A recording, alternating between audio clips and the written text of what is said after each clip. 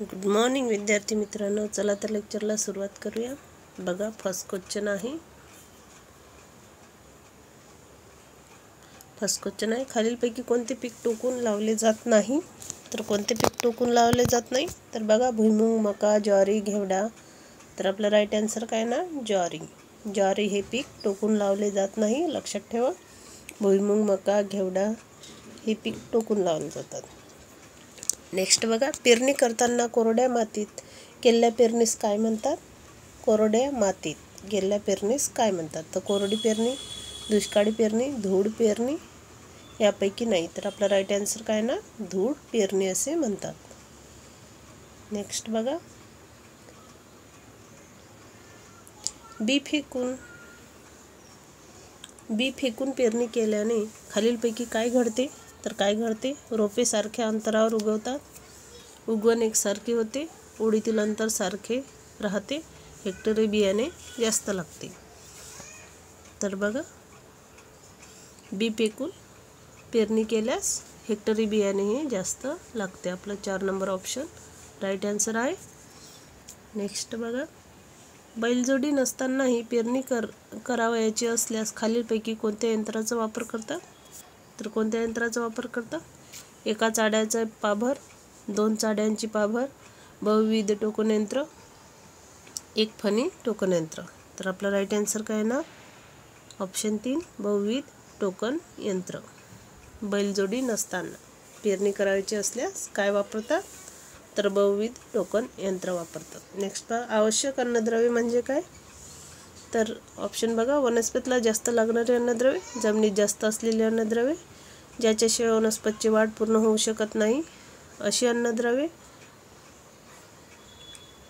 आणि यापैकी नाही। तर आपला राईट आन्सर काय येणार?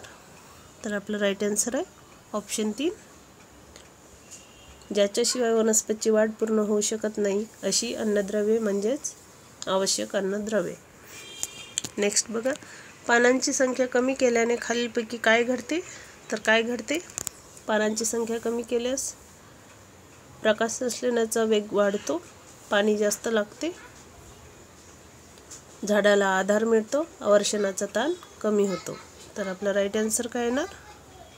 तर आपला राईट आन्सर आहे अवर्षणाचा ताण कमी होतो। नेक्स्ट बघा, जमिनीतील मूलद्रव्ये खालीलपैकी कोणत्या कारणाने कमी होत नाही? तर कोणत्या कारणाने कमी होत नाही? जनावरांचा वावर, जमिनीची धूप, पाण्यात विरघळून निचऱ्याद्वारे, पिकांद्वारे शोषण। तर आपला राईट आन्सर काय ना, ऑप्शन 1 जनावरांचा वावर, यामुळे म्हणजे जनावर ते शेतात फिरल्याने या कारणाने जमिनीतील मूलद्रव्ये हे कमी होत नाही।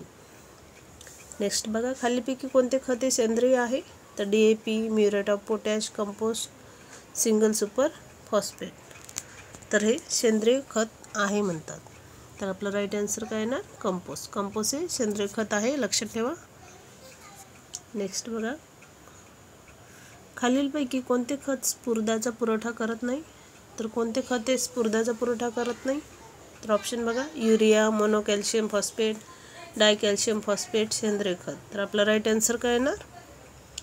आपला राईट आन्सर आहे ऑप्शन 1 युरिया। युरिया हे खत स्फुरदाचा पुरवठा करत नाही, कारण युरियामध्ये फक्त नत्र असते आणि ते फक्त नत्राचाच पुरवठा करते, लक्षात ठेवा। नेक्स्ट बघा, सरळ खते म्हणजे काय? तर ऑप्शन, अनेक अन्नद्रव्याचा पुरवठा करणारी म्हणजे सरळ खते, सरळ अन्नद्रव्याचा पुरवठा करणारी, एकाच अन्नद्रव्याचा पुरवठा करणारी, शेतात सरळ टाकवायची खते। तर आपला राईट आन्सर काय ना, ऑप्शन 3 एकाच अन्नद्रव्याचा पुरवठा करणारी खते म्हणजेच सरळ खते होय। नेक्स्ट बघा, जमिनीमध्ये उगवलेल्या हिरव्या वनस्पती तशाच जमिनीत गाडणे याला खालीलपैकी काय म्हणतात? तर वनस्पती खत, कंपोस्ट खत, हिरवळीचे खत, शेणखत। तर आपला राईट आन्सर काय ना, हिरवळीचे खत असे म्हणतात। जमिनीमध्ये उगवलेल्या हिरव्या वनस्पती तशाच जमिनीत गाडणे याला हिरवळीचे खत असे म्हणतात। नेक्स्ट बघा, जमीन सुधारकांचा वापर खालीलपैकी कशासाठी करतात? तर कशासाठी करतात जमीन सुधारकाचा वापर? बांध घालण्यासाठी, मशागत चांगली होण्यासाठी, जमिनीतील आम्लता किंवा अम्लता कमी करण्यासाठी, यापैकी नाही। तर आपलं राईट आन्सर काय ना, ऑप्शन 3 आपलं राईट आन्सर आहे. जमिनीतील आम्लता आणि विम्लता कमी करण्यासाठी जमीन सुधारकांचा वापर ह्या करतात. नेक्स्ट बघा, खालीलपैकी कोणत्या कारणामुळे कडीचा चुना जमिनीमध्ये घातला जात नाही? तर कोणत्या कारणामुळे कडीचा चुना जमिनीत घातला जात नाही? तर ऑप्शन बघा, त्यामुळे जमिनीत खूप उष्णता निर्माण होते, त्यामुळे जमीन खूप थंड होते, त्यामुळे जमिनीला भेगा पडतात, यापैकी नाही. तर आपलं राईट आन्सर काय? तर आपला राईट आन्सर आहे त्यामुळे जमिनीत खूप उष्णता निर्माण होते, त्याच्यामुळे या कारणामुळे कडीचा चुना हा जमिनीमध्ये घातला जात नाही. लक्षात ठेवा. नेक्स्ट बघा, द्विदल वनस्पतीमध्ये नत्र स्थिरीकरण करणाऱ्या जीवाणूंचे नाव काय आहे? द्विदल वनस्पतीमध्ये म्हणतात नत्र स्थिरीकरण करणाऱ्या जीवाणूचे नाव काय?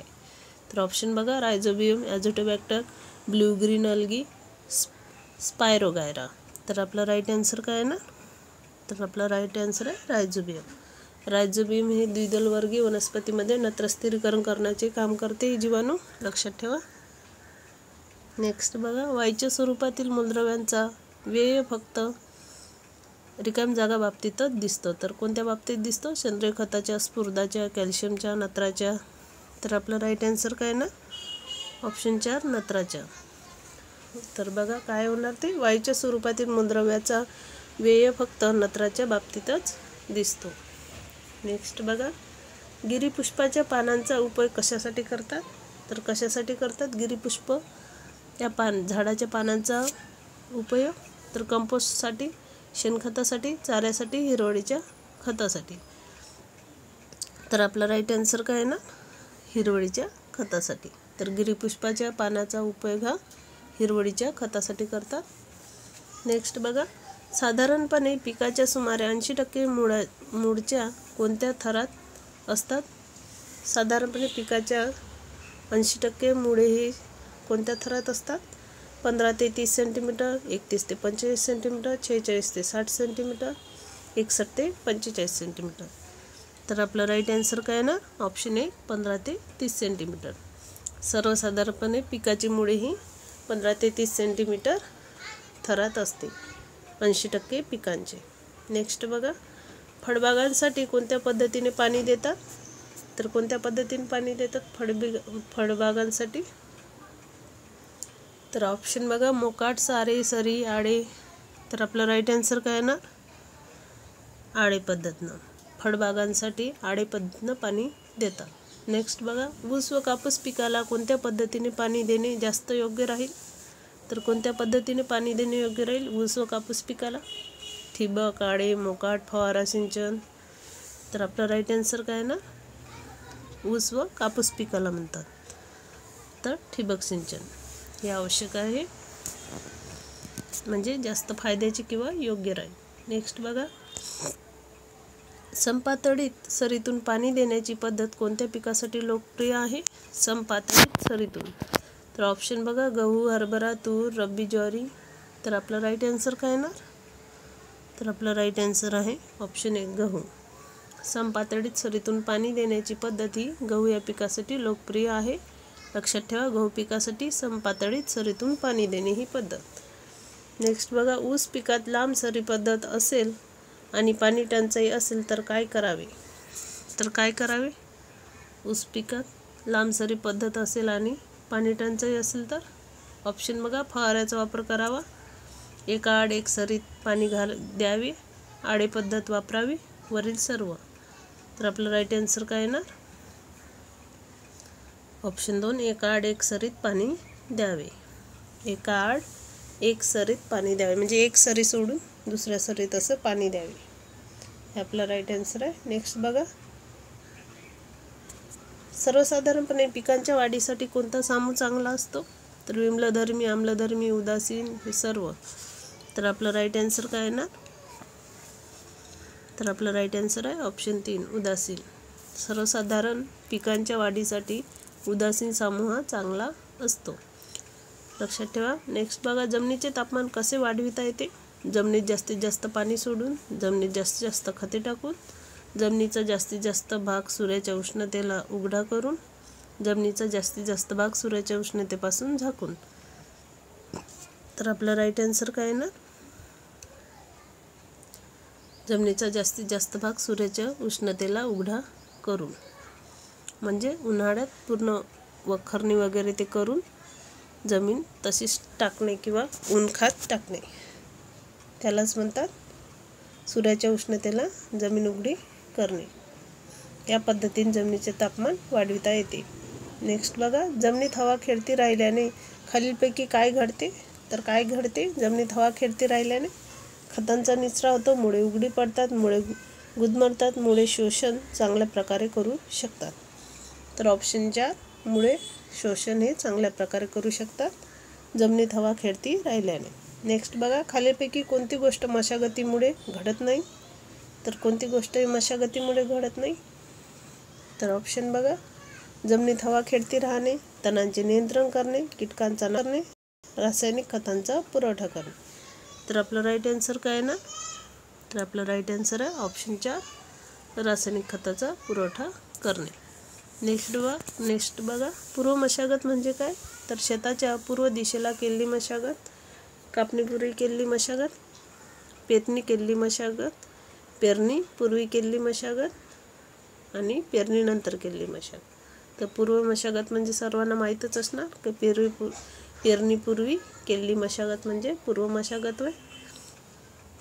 नेक्स्ट बघा, आंतरमशागत म्हणजे काय? तर बघा, आंतरमशागत म्हणजे काय? हे असे इझी क्वेश्चन आहेत, पण एक्झाममध्ये असेच क्वेश्चन विचारतात इझी, जे आपल्याला कन्फ्यूज करून देतात. यात पण कन्फ्यूज होतात बरं का मुलं, हे पण लक्षात ठेवा. आंतरमशागत म्हणजे काय? तर बघा ऑप्शन, पीक शेतात उभे असताना केलेली मशागत, पेरणीपूर्वी केलेली मशागत, कापणीनंतर केलेली मशागत आणि 4 नंबर काय? अंतर न ठेवता केलेली मशागत म्हणजेच आंतरमशागत. तर आपलं राईट आन्सर काय येणार? तर ऑप्शन 1 हे आपलं राईट आन्सर आहे. पीक शेतात उभे असताना केलेली मशागत म्हणजेच आंतरमशागत होय.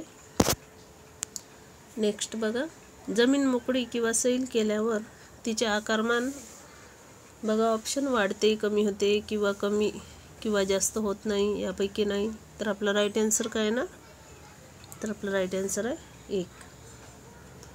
जमीन मोकळी किंवा सैल केल्यावर तिचे आकारमान हे वाढते. आकारमान वाढते, लक्षात ठेवा, वाढते. नेक्स्ट बघा, जमिनीची संयुक्त रवाळ घडण खालीलपैकी केव्हा मशागत केल्यास तयार होते? तर केव्हा तयार होते? जमिनीची संयुक्त रवाळ घडण खालीलपैकी केव्हा मशागत केल्यास तयार होते? तर बघा ऑप्शन, जमिनीत खूप पाणी असताना, जमीन वाळून घट्ट झाली असताना, जमीन वापशावर असताना, यापैकी नाही. तर आपलं राईट आन्सर काय ना? ऑप्शन 3 जमीन वापशावर असताना. जमिनीची संयुक्त रवाळ घडण जमीन वापशावर असताना केल्यास तयार होते मशागत. नेक्स्ट बघा, खालीलपैकी कोणती मशागत आंतरमशागत नाही? तर कोळपणी, खुरपणी, वरखते मिसळणे, नांगरट. तर आपलं राईट आन्सर काय ना? ऑप्शन 4 नांगरट. नांगरट ही आंतरमशागत नाही. नांगरणी ही उन्हाळ्यात केली जाते आणि जेव्हा पीक नसते शेतात, ऊन खत टाकायसाठी जमीन, त्यासाठी नांगरणी ही केली जाते. नेक्स्ट बघा, मशागतीमुळे जमिनीच्या तापमानात खालीलपैकी कोणता बदल होतो? तर कोणता बदल होतो मशागतीमुळे जमिनीच्या तापमानात? तर तापमान हे वाढते, कमी होते किंवा जास्त होत नाही, यापैकी नाही. तर आपलं राईट आन्सर काय येणार? ऑप्शन 1 जमिनीचे तापमान हे वाढते. वरती बघितला आपण हा क्वेश्चन.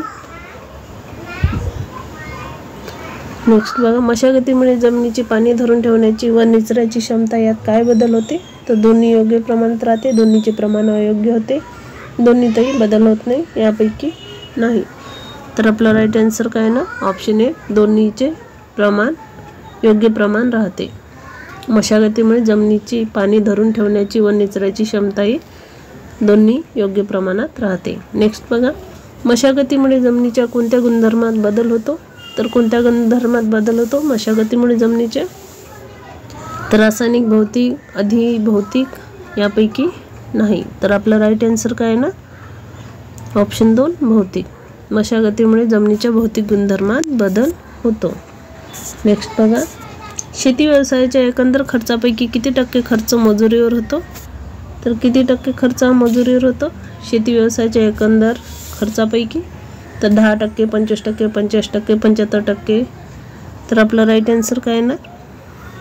तर आपला राईट आन्सर आहे ऑप्शन 3, 45%. एवढा खर्च मजुरीवर होतो एकंदर खर्चाचे. खालीलपैकी कोणते बियाणे ती जात शोधणाऱ्या शास्त्रज्ञाने तयार केलेले असते? कोणते बियाणे ही जात शोधणाऱ्या शास्त्रज्ञाने तयार केले असते? तर पायाभूत बियाणे, विक्रीचे बियाणे, अभिजात बियाणे, प्रमाणित बियाणे. 32 नंबरचा क्वेश्चन आहे ऑप्शन 3, अभिजात बियाणे. हे बियाणे जी जात शोधणारा शास्त्रज्ञ आहे, ज्यांनी म्हणजे जी जातीचा शोध लावला आहे, त्याने तयार केलेल्या बियाण्याला अभिजात बियाणे असे म्हणतात. असं या क्वेश्चनचं म्हणजे ट्रान्सलेशन होते. नेक्स्ट बघा, खालीलपैकी कोणते बियाणे शेतकऱ्यांना शेतावर लावण्यासाठी दिले जाते? तर कोणते बियाणे दिले जाते शेतकऱ्यांना शेतावर लावण्यासाठी? तर मूलभूत बियाणे, पायाभूत बियाणे, अभिजात बियाणे, प्रमाणित बियाणे. तर आपलं राईट आन्सर काय आहे ना? ऑप्शन 4, प्रमाणित बियाणे हे शेतकऱ्यांना शेतावर लावण्यासाठी दिले जाते. लक्षात ठेवा, प्रमाणित बियाणे. बियाणे शुद्ध असणे याचा अर्थ खालीलपैकी कोणता असतो? तर कोणता असतो बियाणे शुद्ध असणे याचा अर्थ? बियाणे स्वच्छ दिसणे, बियाण्यात त्या जातीचे अनुवांशिक गुणधर्म असणे, बियाण्यांचा आकार मोठा असणे, यापैकी नाही. तर आपला राईट आन्सर काय येणार? ऑप्शन 2, बियाण्यात त्या जातीचे अनुवांशिक गुणधर्म असणे म्हणजेच शुद्ध बियाणे होय. नेक्स्ट बघा, खालीलपैकी कोणते बीज प्रक्रियेचे उद्दिष्ट नाही? बीज प्रक्रियेचे उद्दिष्ट नाही म्हणतात. तर ऑप्शन बघा, रोगापासून बचाव, किडीपासून बचाव, दुष्काळापासून बचाव, सुमावस्था घालविणे म्हणजे सुप्तावस्था. सुमावस्था नाही, ते सुप्तावस्था आहे. सुप्तावस्था घालविणे. तर आपला राईट आन्सर काय येणार? ऑप्शन 3, दुष्काळापासून बचाव हे बीज प्रक्रियेचे उद्दिष्ट नाही. बाकी बघा, रोगापासून बचाव, किडीपासून बचाव, सुप्तावस्था घालविणे हे बीज प्रक्रियेचे उद्दिष्ट आहेत. नेक्स्ट बघा, बहुविध टोकन यंत्राला किती फण असतात? तर किती फण असतात बहुविध टोकन यंत्राला? 2, 3, 6, 8. तर आपलं राईट आन्सर काय येणार? ऑप्शन 2, 3 फण असतात बहुविध टोकन यंत्राला. नेक्स्ट बघा, कोणत्या पाबरीने खते व बियाणे एकाच वेळी पडते? तर कोणत्या पाबरीने पडते खते आणि बियाणे एकाच वेळी? तर बघा ऑप्शन, 2 चाड्याची पाबर, 1 चाड्याची पाबर, 3 चाड्याची पाबर, यापैकी नाही. तर आपलं राईट आन्सर काय ना? ऑप्शन आहे 2 चाड्याची पाबर. या पाबरीने खते व बियाणे एकाच वेळी पडते. नेक्स्ट बघा, भात लावणी साधनांमुळे हेक्टरी किती मनुष्यबळ कमी लागते? भात लावणी साधनांमुळे हेक्टरी किती मनुष्यबळ कमी लागते? म्हणतात 10 ते 15 मनुष्य तास, 25 ते 30 मनुष्य प्रति तास, 45 ते 50 मनुष्य तास, 70 ते 75 मनुष्य तास. तर आपला राईट आन्सर काय येणार?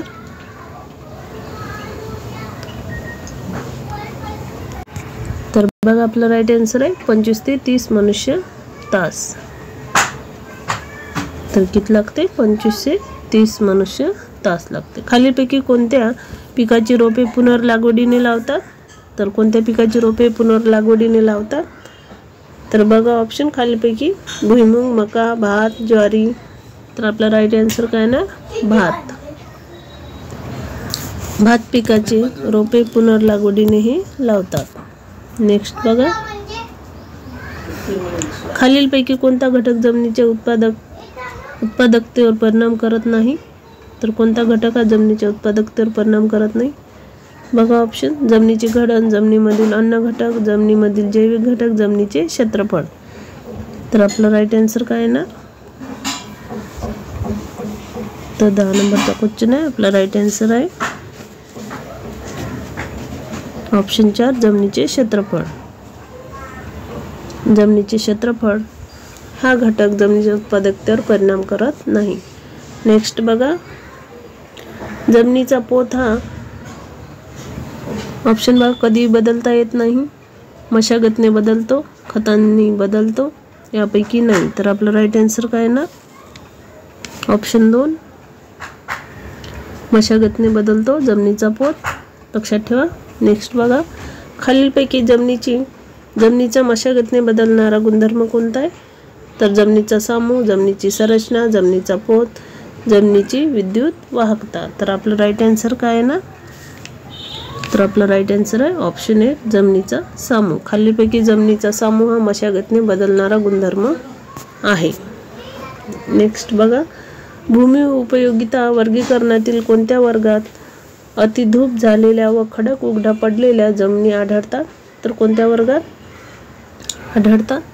8वा वर्ग, 6वा वर्ग, 5वा वर्ग, 2रा वर्ग. तर आपला राईट आन्सर काय ना ऑप्शन 1 8वा वर्ग. म्हणजे 8वा थर आहे जो भूमी उपयोगिता वर्गीकरणातील अतिधूप झालेला व खडक उघडा पडलेल्या जमिनी आढळतात, त्या 8व्या थरात आढळतात. नेक्स्ट बघा, बागायती व सधन शेतीसाठी भूमी उपयोगिता वर्गीकरणातील कोणता वर्ग चांगला आहे? तर कोणता वर्ग चांगला आहे बागायती व सधन शेतीसाठी? तर 1, 5, 4, 8वा. तर आपला राईट आन्सर काय आहे ना ऑप्शन 1 पहिला. नेक्स्ट बघा 15 नंबरचा, एकक क्षेत्रात विशिष्ट उत्पादन करण्याच्या जमिनीच्या क्षमतेला काय म्हणतात? तर जमिनीचा सामू, जमिनीची घडण क्षमता, जमिनीची वहन क्षमता, जमिनीची उत्पादन क्षमता. तर आपला राईट आन्सर काय आहे ना ऑप्शन 4 जमिनीची उत्पादन क्षमता असे म्हणतात. नेक्स्ट बघा, महाराष्ट्रातील काळ्या जमिनी कोणत्या दगडापासून तयार झाल्या आहेत? तर बेसाल्टचा दगड, जांभा दगड, मुरमाड दगड, यापैकी नाही. तर आपलं राईट आन्सर आहे महाराष्ट्रातील काळ्या जमिनी ह्या बेसाल्ट दगडपासून तयार झालेल्या आहे. लक्षात ठेवा. नेक्स्ट बघा, कोणत्या जमिनीत थरांचा विकास झाला नसतो? तर कोणत्या जमिनीत हा थरांचा विकास झाला नसतो? उपविभागीय जमिनी, अविभागीय जमिनी, विभागीय जमिनी, अतिविभागीय जमिनी. तर आपलं राईट आन्सर काय ना? तर आपलं राईट आन्सर आहे ऑप्शन 2 अविभागीय जमिनी. या जमिनीच्या थरात जमिनीचा विकास झालेला नसतो. नेक्स्ट बघा, एखाद्या जमिनीतील मातीच्या कणांच्या विशिष्ट परिमाण व आकाराला त्या जमिनीचा पोत म्हणतात. तर कशाला म्हणतात? सामू, संरचना, पोत, यापैकी नाही. तर आपलं राईट आन्सर काय येणार ऑप्शन 3 पोत. आकाराला त्या जमिनीचा पोत असे म्हणतात. नेक्स्ट बघा, उत्तर पर्वतीय विभागामध्ये वार्षिक पावसाची सरासरी खालीलपैकी कोणते? उत्तर पर्वतीय विभागामध्ये विचारलं. 2000 ते 3000, 1700 ते 2500, 2200 ते 2700, यापैकी नाही. तर आपलं राईट आन्सर काय ना ऑप्शन 2 1700 ते 2500. नेक्स्ट बघा, मध्य महाराष्ट्र पठारी विभागामध्ये पावसाचे प्रमाण खालीलपैकी कोणते? मध्य महाराष्ट्र पठारी विभागात पावसाचे प्रमाण 700 ते 950, 1000 ते 1200, 500 ते 650, यापैकी नाही. तर आपलं राईट आन्सर काय येणार ऑप्शन 1 700 ते 950. एवढं मध्य महाराष्ट्र पठारी विभागामध्ये पावसाचे प्रमाण आहे. नेक्स्ट बघा, पूर्व विदर्भ विभागात खालीलपैकी कोणता जिल्हा येतो? पूर्व विदर्भ विभागात कोणता जिल्हा येतो? तर अमरावती, बुलढाणा, गडचिरोली, यापैकी नाही. तर आपला राईट आन्सर काय येणार गडचिरोली हा जिल्हा पूर्व विदर्भात येतो. लक्षात ठेवा. नेक्स्ट बघा, पश्चिम महाराष्ट्र मैदानी प्रदेशात खालीलपैकी कोणता जिल्हा येतो? पश्चिम महाराष्ट्र मैदानी प्रदेशात. तर ऑप्शन बघा बुलढाणा, मुंबई, नाशिक, यापैकी नाही. तर आपलं राईट आन्सर काय येणार राईट आन्सर आहे 3 नाशिक. नाशिक हा जिल्हा पश्चिम महाराष्ट्र मैदानी प्रदेशात येतो. नेक्स्ट बघा, भारतीय मौसम विभाग हे कार्यालय खालीलपैकी कोणत्या ठिकाणी आहे? तर दिल्ली, नागपूर, लखनौ, बंगलोर. तर आपला राईट आन्सर काय ना दिल्ली. भारतातील मौसम विभाग हे कार्यालय दिल्ली या ठिकाणी आहे. लक्षात ठेवा, मौसम विभाग कार्यालय दिल्ली या ठिकाणी आहे भारतातील. नेक्स्ट बघा, सर्वसाधारणपणे पिकाच्या वाढीच्या दृष्टीने बाष्पाचे हवेतील प्रमाण किती असावे? 40 ते 50%, 80 ते 90%, 60 ते 70%, 100%. तर आपलं राईट आन्सर काय येणार? ऑप्शन 3 60 ते 70%. एवढं पिकांच्या वाढीच्या दृष्टीने बाष्पाचे हवेतील प्रमाण असावे. नेक्स्ट बघा, आखूड दिनमानाची पिके कशाला म्हणतात? तर कशाला म्हणतात आखूड दिनमानाची पिके? तर बघा ऑप्शन, जी पिके उंचीने आखूड असतात, ज्या पिकांना योग्य वाढीसाठी लहान दिवसाची आवश्यकता असते, ज्या पिकांना योग्य वाढीसाठी मोठ्या दिवसाची आवश्यकता असते, यापैकी नाही. तर आपलं राईट आन्सर काय येणार? ऑप्शन 2, ज्या पिकांना योग्य वाढीसाठी लहान दिवसाची आवश्यकता असते त्यांना आखूड दिनमानाची पिके असे म्हणतात. नेक्स्ट बघा, खालीलपैकी कोणता गुणधर्म जमिनीचा भौतिक गुणधर्म आहे? तर ऑप्शन बघा, सामो, विद्युतवाहकता, घडण, यापैकी नाही. तर आपलं राईट आन्सर काय येणार? ऑप्शन 3 घडण. ऑप्शन 3 घडण. खालीलपैकी घडण हा गुणधर्म जमिनीचा भौतिक गुणधर्म आहे. लक्षात ठेवा. नेक्स्ट बघा, जमिनीमध्ये खालीलपैकी कोणता घटक असतो? तर कोणता घटक हा जमिनीमध्ये असतो? घन पदार्थ, वायू, पाणी, हे सर्व. तर आपला राईट आन्सर काय येणार? हे सर्व. ऑप्शन 4 हे आपला राईट आन्सर आहे. नेक्स्ट बघा, ॲग्रिकल्चर हा शब्द कोणत्या भाषेतील शब्दापासून तयार झाला आहे? तर कोणत्या भाषेतील शब्दापासून तयार झाला आहे ॲग्रिकल्चर हा शब्द? तर बघा ऑप्शन बघा, इंग्लिश, संस्कृत, लॅटिन, स्पॅनिश. तर आपला राईट आन्सर काय येणार? Option 3 Latin. तर ॲग्रिकल्चर हा शब्द लॅटिन भाषेपासून तयार झाला आहे, भाषेतील शब्दापासून तयार झाला आहे. नेक्स्ट बघा, कृषी हा संस्कृत शब्दाचा अर्थ खालीलपैकी कोणता आहे? तर कृषी या संस्कृत शब्दाचा अर्थ बघा कोणता आहे? नवप्राणी, अन्न, मशागत करणे, शेळीपालन. तर आपलं राईट आन्सर काय येणार? ऑप्शन 3 मशागत करणे. कृषी म्हणजेच मशागत करणे. नेक्स्ट बघा, भारतात भुईमुग हे पीक कोणत्या शतकात आले? तर कोणत्या शतकात आले भारतात भुईमुग हे पीक? 10वे शतक, 12वे शतक, 16वे शतक, 20वे शतक. तर आपलं राईट आन्सर काय येणार?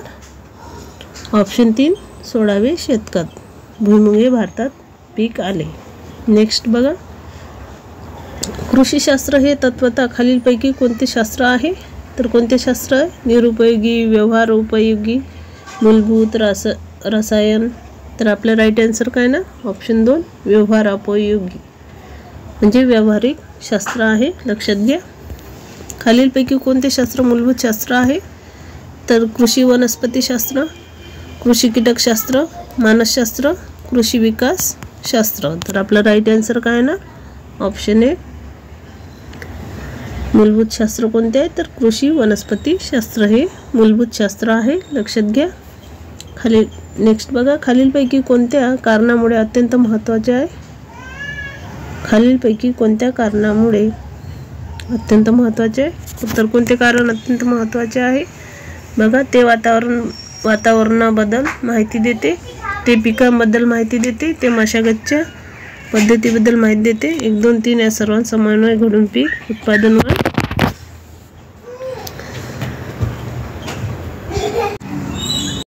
तर हा क्वेश्चनच कळला नाही, सोडून द्या. बघा 110 नंबरचा क्वेश्चन बघा. निरनिराळ्या शास्त्रांशी समन्वय साधणारा मध्यवर्ती मनुष्य कोण आहे? तर कृषी रसायनशास्त्रज्ञ, शेतकरी, कृषी विद्यावेत्ता, उद्यानविद्यावेत्ता. तर आपलं राईट आन्सर काय येणार? ऑप्शन 4 उद्यान विद्यावेत्ता. नेक्स्ट बघा, खालीलपैकी कोणता घटक पीक उत्पादनाशी संबंधित नाही? तर कोणता घटक हा पीक उत्पादनाशी संबंधित नाही आहे? तर पाणी, जमीन, वनस्पती, बेरोजगारी. तर आपलं राईट आन्सर काय येणार? ऑप्शन 4 बेरोजगारी हा घटक पीक उत्पादनाशी संबंधित नाही. नेक्स्ट बघा, जमिनीमध्ये निरनिराळी खते का टाकली जातात? तर का टाकली जातात जमिनीमध्ये निरनिराळी खते? तर बघा ऑप्शन, पाण्याचा निचरा होण्यासाठी, जमिनीची सुपीकता वाढविण्यासाठी, जमिनीची सुपीकता कमी करण्यासाठी, रोग व कीड नियंत्रणासाठी निरनिराळी खते का टाकली जातात म्हणतात. तर आपलं राईट आन्सर काय ना? जमिनीची सुपीकता वाढविण्यासाठी जमिनीमध्ये निरनिराळी खतेही टाकली जातात. नेक्स्ट बघा, कोरडवाहू पिके कशाला म्हणतात? तर कशाला म्हणतात कोरडवाहू पिके? बघा ऑप्शन, जी पिके पावसात वाढत नाहीत. जी पिके नदीच्या पाण्यावर वाढतात, जी पिके पावसाच्या पाण्यावर वाढतात, ज्या पिकांना कोरडी जमीन लागते. तर आपला राईट आन्सर काय येणार? ऑप्शन 3. जी पिके पावसाच्या पाण्यावर वाढतात त्यांना कोरडवाहू पिके असे म्हणतात. नेक्स्ट बघा, खालीलपैकी कोणते पीक गळीताचे पीक नाही? गळीताचे पीक नाही म्हणतात. तर ऊस, सूर्यफूल, भुईमूग, करडई. तर आपला राईट आन्सर काय येणार? ऊस. ऊस हे नगदी पीक आहे. गळीताचे पीक करडई, भुईमूग, सूर्यफूल ज्यापासून तेल निघते ते गळीताचे पीक. लक्षात घ्या. चारा पिके कशाला म्हणतात? तर कशाला म्हणतात? ज्यांच्यापासून रोख पैसा मिळतो, ज्यांच्यापासून अन्नधान्य उत्पादन मिळते, ज्यांच्यापासून जनावरांना चारा मिळतो, ज्यांच्यापासून तेल काढतात. तर आपलं राईट आन्सर काय ना? तर आपलं राईट आन्सर आहे ऑप्शन 3. ज्यांच्यापासून जनावरांना चारा मिळतो अशा पिकांना चारा पिके असे म्हणतात. लक्षात घ्या. नेक्स्ट बघा, हवामानशास्त्रज्ञाचे मुख्यालय कोठे आहे? तर कोठे हवामानशास्त्रज्ञाचे मुख्यालय? तर नागपूर, पुणे, मुंबई, औरंगाबाद. तर आपला राईट आन्सर काय ना? ऑप्शन 2 पुणे येथे आहे हवामानशास्त्राचे मुख्यालय. लक्षात ठेवा. ज्वारी पिकासाठी खालीलपैकी कोणते तापमान योग्य असते? तर कोणते तापमान योग्य असते? 18 अंश सेल्सिअस, 310 अंश सेल्सिअस, 40 अंश सेल्सिअस यापैकी कोणतेही नाही. तर आपलं राईट आन्सर काय येणार? Option 2 310 Celsius. नेक्स्ट बघा, गहू या पिकासाठी कमाल तापमान किती चांगले आहे? तर बघा, गहू पिकासाठी तापमान 39 अंश सेल्सिअस, 35 अंश सेल्सिअस, 28 अंश सेल्सिअस, 32 अंश सेल्सिअस. तर आपलं राईट आन्सर काय येणार? ऑप्शन 4 32 अंश सेल्सिअस हे गहू पिकासाठी तापमान योग्य आहे. नेक्स्ट बघा, तापमान हे खालीलपैकी कोणत्या उपकरणाने मोजतात? तर कोणत्या उपकरणाने मोजतात तापमान? थर्मामीटर, हिड्रोपोरोमीटर, पोटॅन्शियोमीटर यापैकी कोणतेही नाही. तर आपला राईट आन्सर काय येणार? Option 1 thermometer. नेक्स्ट बघा, दक्षिण कोकण विभागात सरासरी वार्षिक पावसाचे प्रमाण खालीलपैकी कोणते आहे? तर कोणते आहे? तर 1000 मिलीमीटर, 2000 मिलीमीटर, 3100 मिलीमीटर यापैकी नाही. तर आपला राईट आन्सर काय ना? ऑप्शन 3 3100 म्हणजेच 3100 मिलीमीटर हे आपलं राईट आन्सर आहे. दक्षिण कोकण विभागात सरासरी वार्षिक पावसाचे प्रमाण. लक्षात ठेवा. चला तर आपलं लेक्चर इथेच थांबूया. आपण भेटूया नेक्स्ट लेक्चरमध्ये. चला तर लेक्चरला सबस्क्राईब करा, चॅनलला सबस्क्राईब करा, लेक्चरला लाईक शेअर करा. चला भेटूया नेक्स्ट लेक्चरला.